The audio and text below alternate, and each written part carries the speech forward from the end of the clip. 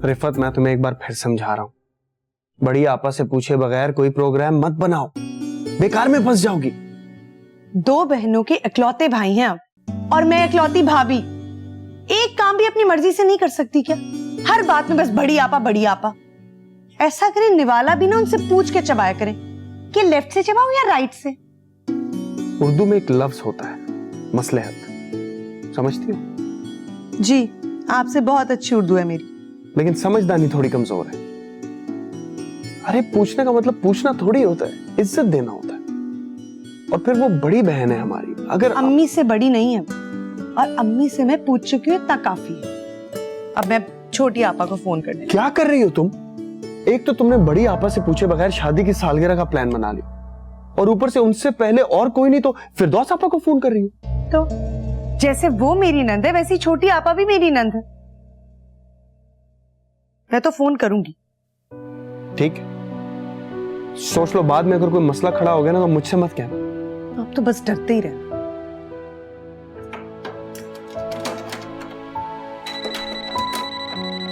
देखो रिफत, मैं आखिरी बार तुमसे कह रहा हूं, आज आ रही है बड़ी आपा, यहीं पूछ लेना उनसे। मैंने कहा ना कि मुझे उनसे पूछना ही नहीं।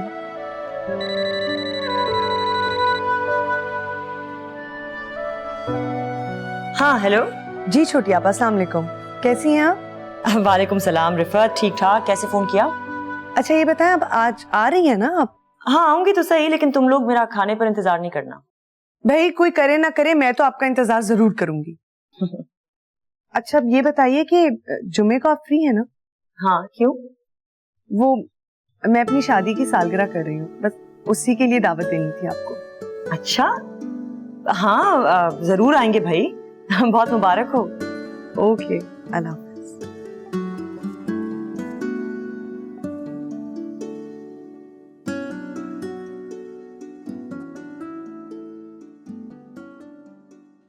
अरे रिफत, जोहर का वक्त हो गया, तुम अभी तक नाश्ते के बर्तन नहीं धो रही हो?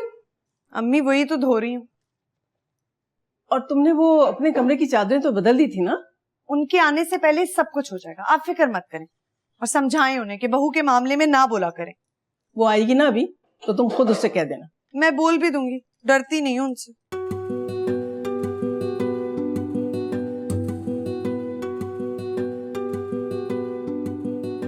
और ये तुमने कपड़े अभी तक क्यों नहीं बदले?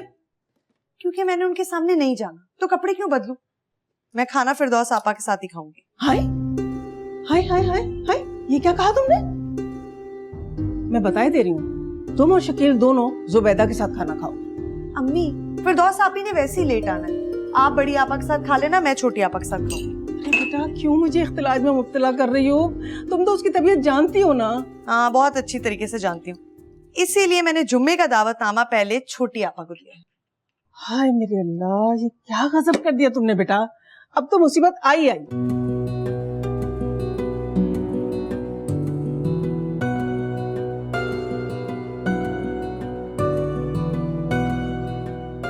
हाँ आ जाए, मैं कोई नहीं डरती वरती। आगे चलो, जल्दी भागो ना जल्दी से।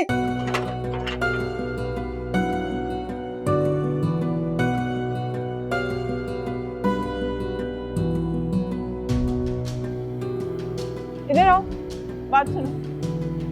ये क्या है? ऊपर से पैसे मैं तुम्हें इसलिए नहीं देती हूँ कि तुम काम चोरी करो। कितनी मिट्टी पड़ी है, गेट के सामने पौधा है, कोई देखेगा तो क्या कहेगा? आइंदा ख्याल रखना।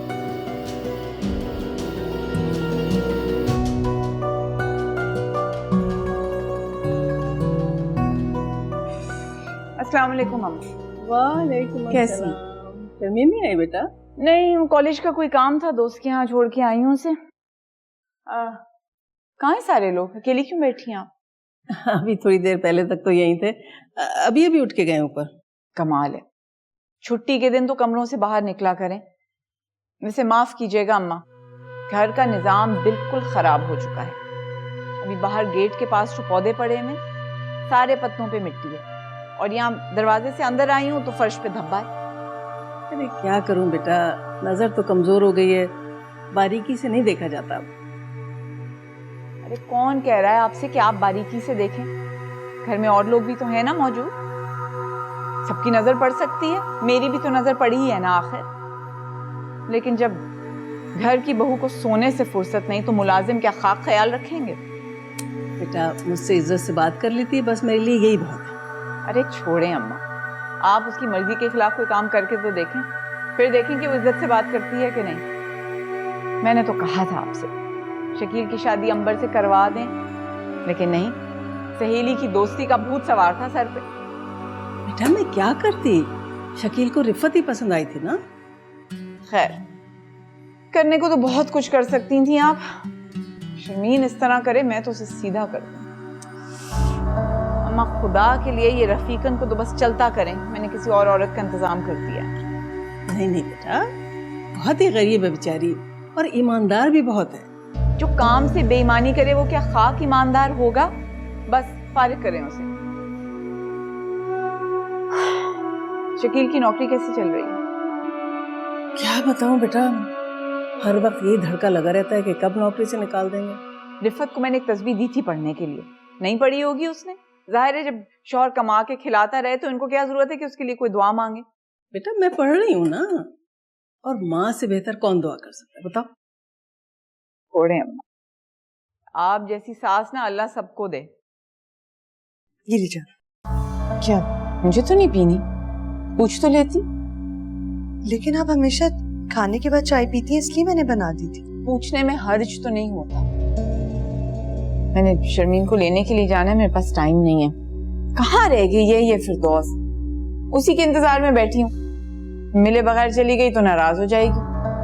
अरे बेटा तुम्हें जाना है तो तुम चली जाओ, पता नहीं वो कितनी देर में आएगी। मेरा मतलब है तुम्हें शर्मीन की दोस्त के यहाँ जाना था ना उसको लेने के लिए। और कौन सा दिन तय किया तुमने मैके जाने के लिए? अभी तक तो कोई नहीं आप। हाँ, पिछली दफा कह के गई थी मैं तुम्हें। शाबाश है तुम्हारी दिलेरी पर, कितने आराम से कह दिया कि अभी नहीं। देख रहे हो तुम? जी। खैर, जिस लड़की का अपने मैके में दिल ना लगे, ससुराल में क्या दिल लगाएगी वो। अम्मा के यहाँ चली जाती तो कम से कम ये तो पूछ लेती कि कोरमे में प्याज को कितना लाल करना चाहिए। पता है ना तुम्हें कि इसकी फेवरेट डिश है कोरमा? जी मुझे पता है। फिर तो तुम्हें कोरमे में परफेक्ट होना चाहिए। जब शौहर की फेवरेट डिश ही नहीं बनाना आती तो फिर क्या फायदा? आपा शकील को मेरे हाथ का कोरमा बहुत पसंद है। अच्छा, मैं तो बस इतना जानती हूँ भाई कि मैं जब फरमान के लिए खाना बनाती हूँ तो उंगलियां चाटते रह जाते हैं। यूं ही तो नहीं हमारी शादी की मिसालें दी जाती हैं। इतनी मेहनत करती हूँ मैं, तभी वो मेरे दीवाने हैं। दीवाने दीवाने तो दीवाने हैं दीवाने। अस्सलाम वालेकुम।